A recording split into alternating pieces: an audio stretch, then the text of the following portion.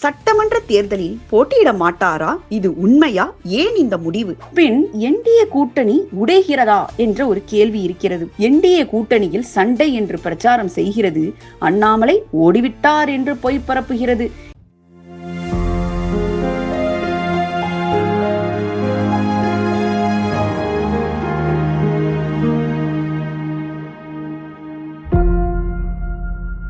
அன்பிற்கும் பாசத்திற்கும் உரிய சாமானிய நேயர்களுக்கு வணக்கம்.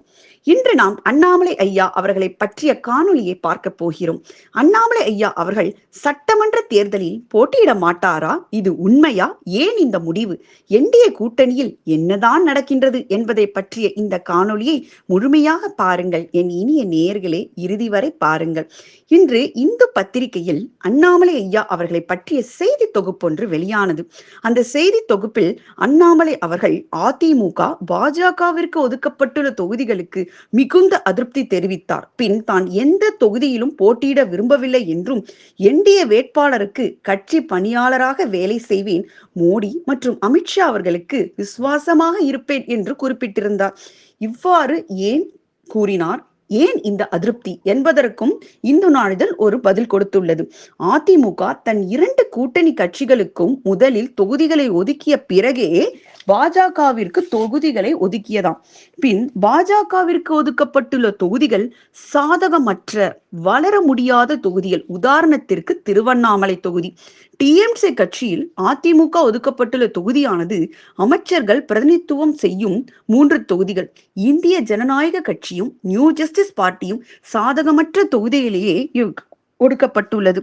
செய்தியை பற்றிய சாமானிய குழுமத்தின் பார்வை என்ன என்பதனை காண்போமா? அதிமுக ஏன் பாஜகவிற்கு நல்ல தொகுதிகளை கொடுக்கவில்லை? கூட்டணி கட்சியில் இது சாதாரணம் என்று கூறலாம். ஆனால் இது நியாயமில்லை. பாஜக தமிழகத்தில் வளர வேண்டும் என்றால் வளரக்கூடிய தொகுதிகள் தானே தேவை. பின் அண்ணாமலை போட்டியிடாதது நல்லதா கெட்டதா என்ற ஒரு கேள்வியை எழுப்பினோம் என்றால், அண்ணாமலை கட்சி பணியாளராக வேலை செய்வது சில நேரங்களில் நல்லது என்றே கூறலாம். ஏனென்றால் வேட்பாளர்களுக்காக போட்டியிடுவதை விட சக்தி வாய்ந்தது அவர் 234 தொகுதியையும் சுற்றி வருவது. பின் என்டிஏ கூட்டணி உடைகிறதா என்ற ஒரு கேள்வி இருக்கிறது. உண்மையை சொல்ல வேண்டும் என்றால் இல்லை. ஏனென்றால் அண்ணாமலை அவர்கள் மிகவும் தெளிவாக சொன்னார், மோடிக்கும் அமித்ஷாவிற்கும் தான் விசுவாசமாக இருப்பேன் என்றும் கூறியுள்ளார். இதன் பொருள் என்ன? இது கூட்டணி உடைவதற்கான அறிகுறி அல்ல, இது உள்ளாட்சி ஜனநாயகம் என்றே எடுத்துக்கொள்ளலாம். சரி, இவ்வாறெல்லாம் செய்தி பரப்புவதன் மூலம் திமுகவிற்கு என்ன பலன் என்பதனை இப்பொழுது காண்போம். இந்த செய்தி யாருக்கு லாபம் என்றால், உண்மையை கூற வேண்டும் என்றால் திமுகவிற்கே லாபம் என்று கூறலாம். திமுக இப்பொழுது இந்த செய்தியை பரப்பி என்ன செய்கிறது என்பதனை காண்போம். என்டிஏ கூட்டணியில் சண்டை என்று பிரச்சாரம் செய்கிறது. அண்ணாமலை ஓடிவிட்டார் என்று பொய் பரப்புகிறது. இதை வைத்து வாக்காளர்களை குழப்ப பார்க்கிறது என்றே கூறலாம் என் இனிய நேயர்களே. ஆனால் உண்மை என்னவென்றால், என்டிஏ கூட்டணி ஒற்றுமையாக உள்ளது. அண்ணாமலை மோடிக்கு எப்பொழுதும் விசுவாசமாகத்தான் இருப்பார். திமுகவின் கனவானது நனவாகாது என்பதை கூறலாம். என் இனிய நேயர்களே, அண்ணாமலை தொகுதி வேண்டாம் என்கிறார். ஆனால் தமிழகம் முழுவதும் வேலை செய்வார். ஒரு தொகுதியில் வேட்பாளராக நின்று செயல்படுவதை விட 234 தொகுதிகளையும் என்டிஏ வெல்ல வேண்டும் என்பது உழைப்பது. இதுதான் உண்மையான கட்சி மீது கொண்டுள்ள பற்று என்று கூறலாம்.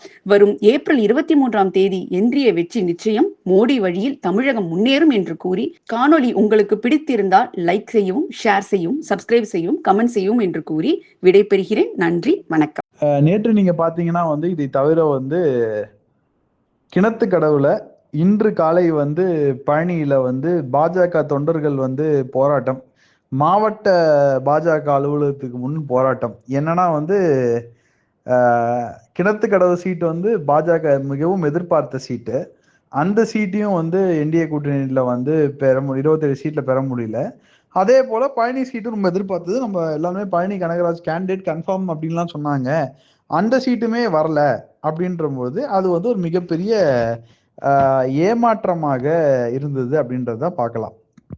ஸோ இதை நோக்கி பார்க்கும் பொழுது இதுல பாஜக தொண்டர்களுக்கு ஒரு மிகப்பெரிய டிசப்பாயின்மெண்ட் இருக்கோ அப்படின்ற ஒரு கேள்வி இருக்கும். ஆனால் பாஜக தொண்டர்கள் எப்பொழுதுமே கடைசியில வேலையை பார்த்துட்டு ஓட்டு போடுறதுக்கு போயிடுவாங்க, தேர்தல் அலுவலகம் தேர்தல் வேலையை பார்க்க போயிடுவாங்க.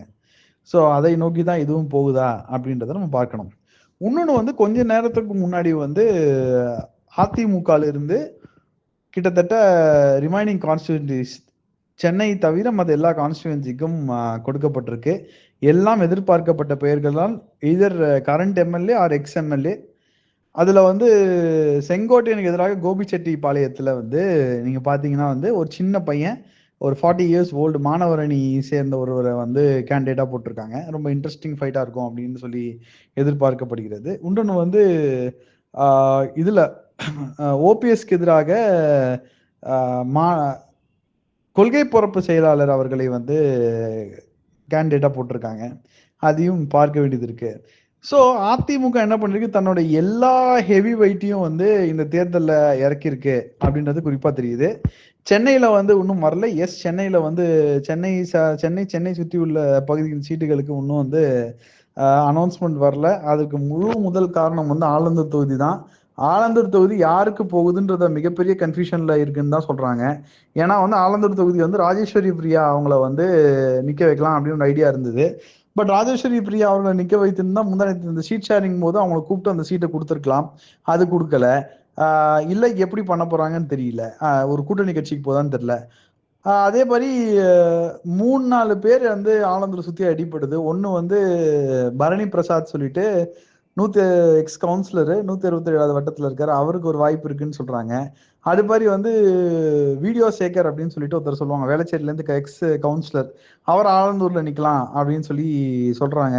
இந்த மாதிரி பல பேர்கள் வந்து ஆலந்தூரை சுற்றி வந்து வளம் வந்துட்டு இருக்கு. இன்னொரு தரப்பினர் என்ன சொல்றாங்க அப்படின்னா, ஆலந்தூர்ல தாமோ அன்பரசனுக்கு வந்து மிகப்பெரிய ஃபைட் கொடுக்கணும், அது ஒன் சைடட் கேமா வந்து போயிடக்கூடாது அப்படின்னு சொல்லிட்டு எய்தர் கௌதமி ஆர் விந்தியா 2 பேர்ல யாராவது ஒருத்தரை வந்து இறக்கி விடணும் அப்படின்னு சொல்லி பாக்குறாங்க.